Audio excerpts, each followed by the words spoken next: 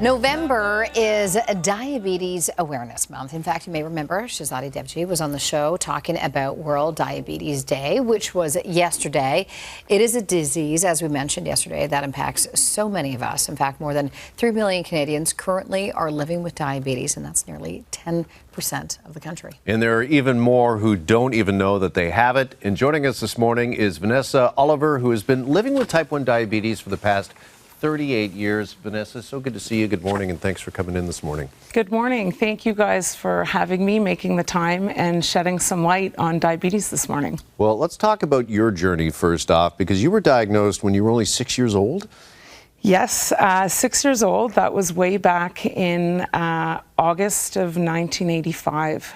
And I still remember more than you'd think about that day, it being so long ago. But I remember it being the first time ever seeing my parents cry, and cry a lot.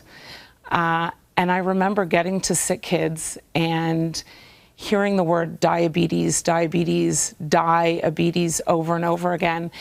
And for a 6-year-old, what really stuck out to me was the die part. And I remember the fear and the sadness of thinking, well, am I going to be dying?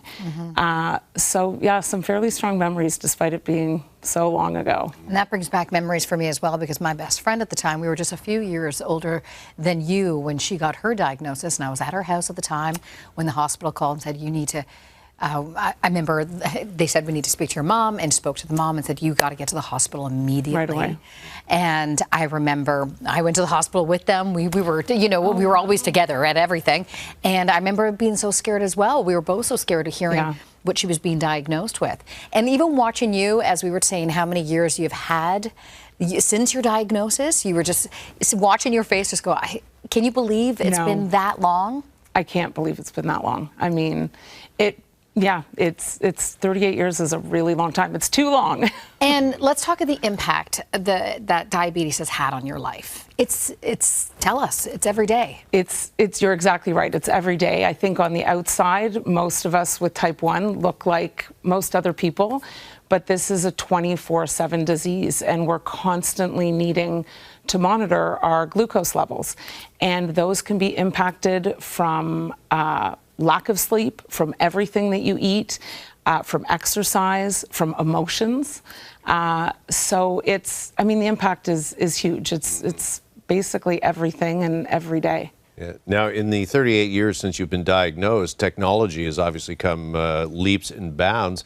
Can you tell us a bit about some of the advancements that you have seen? Maybe what is the biggest change that you've seen?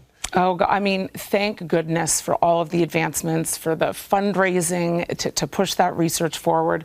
The biggest is definitely how you administer insulin with insulin pumps, but also about managing glucose levels.